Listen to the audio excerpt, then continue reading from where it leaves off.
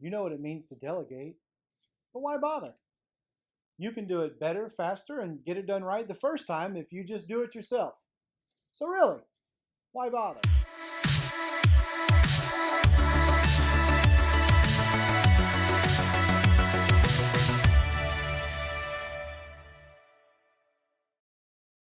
You know that delegating is one of the most critical skills you can have in your leadership toolbox.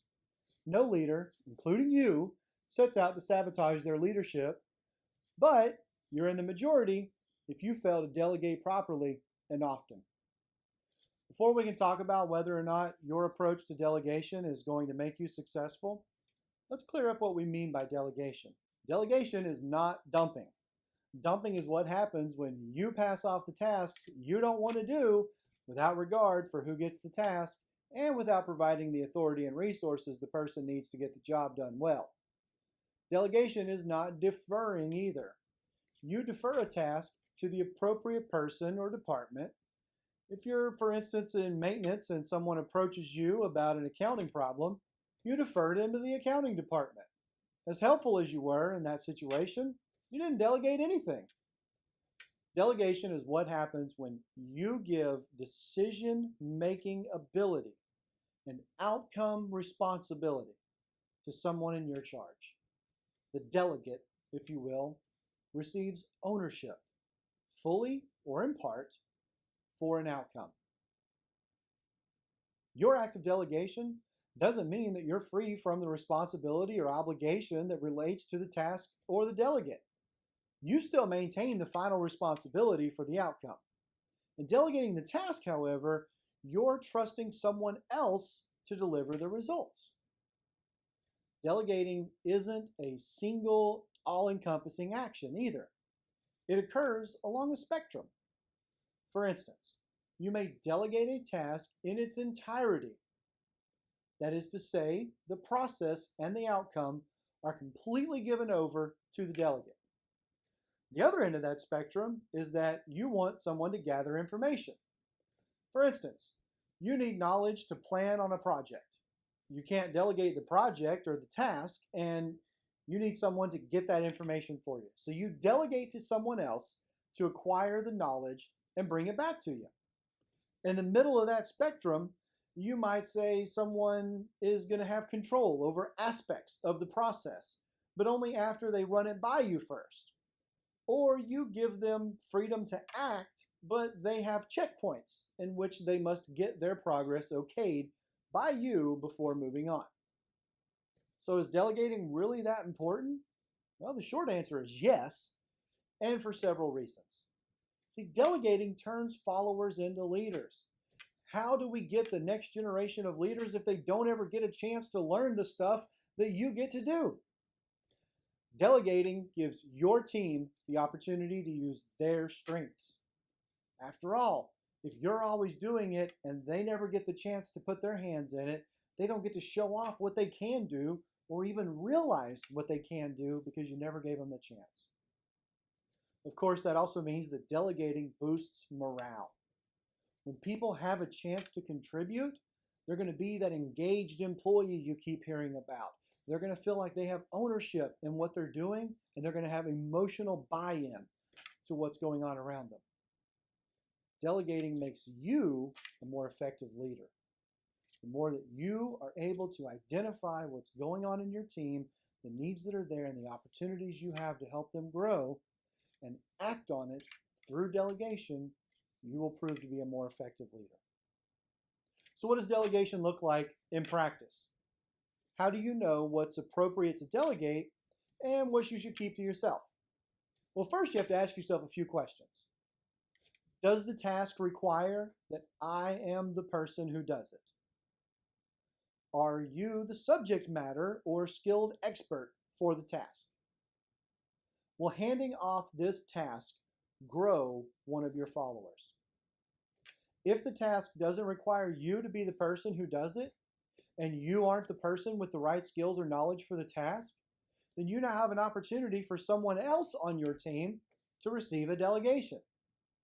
If you know someone on your team will especially benefit from the delegation, then you also know who should get it.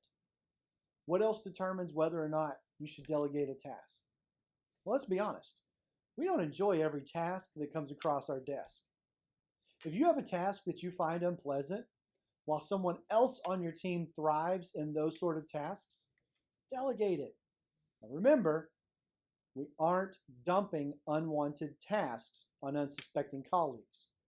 We recognize that a necessary task we don't particularly enjoy is something that another team member loves to do, and we're communicating what we are doing when we're handing that to them. Look for people around you who can take on the tasks you don't care to handle and that they'll love to do.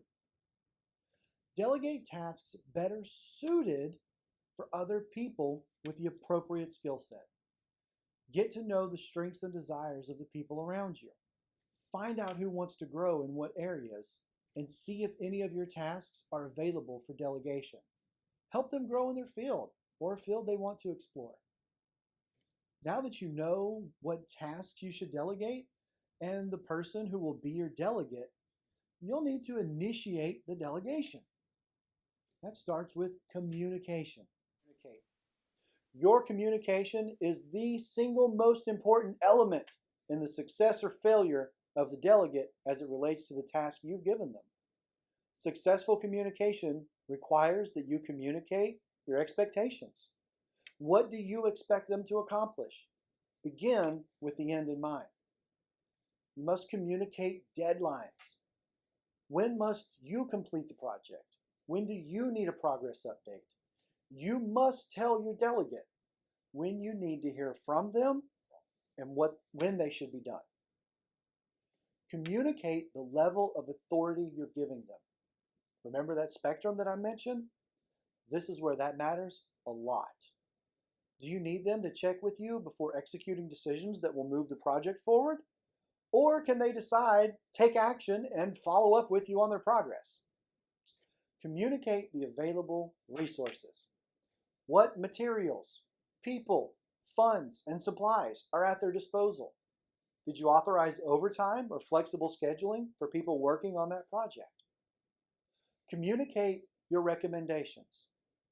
Offer your experience-gained wisdom and provide recommendation on who to use, what tools they'll need, and how you've successfully handled a similar task. Communicate feedback on their outcomes. They need to hear from you on how they're doing and how they've done. Give them honest feedback about how well they are meeting your expectations. Don't hold back your communication. The next thing is you want to stay out of their way. When you delegate an assignment, you've told people that you trust them to get it done. Affirm that trust by giving them the space to do what you've asked them to do. Next, trust and verify. You've given your delegate the authority and the resources to do the job, and you're confident in their ability and motivation. Remember that you are still responsible for what happens. You can verify their progress without taking away their authority. You also want to delegate to everyone. Delegate as far as you have reach in the organization. Your direct reports are obviously a great place to start in the delegation process. You also have their direct reports and others in the organizations who want to learn, contribute, and grow.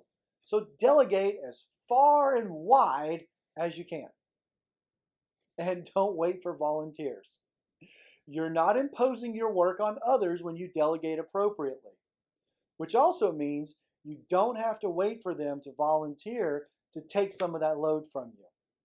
Go to your people, let them know that you need their help on an assignment. You'll demonstrate your confidence in them, display your own humility, and validate their place on the team.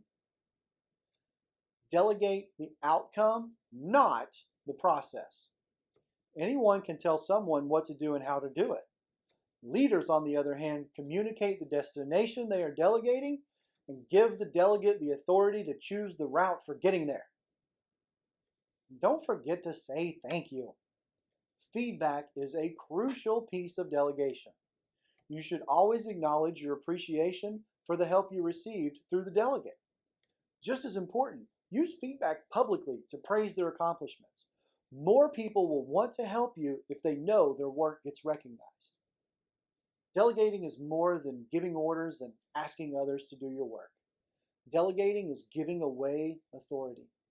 When you delegate a task or responsibility, you are giving them the authority to do their job. Delegating is trusting. When you give away your authority, you are telling the person that you trust them to get it done. Delegating is team building.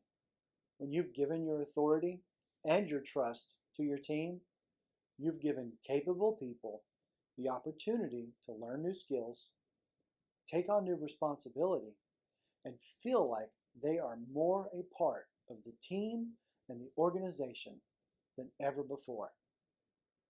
Take what you've learned. Delegate. Delegate far and wide to everybody you can in your organization. Use this skill and be a successful leader. Because when you delegate, you're teaching other people how to be the leader they want to follow.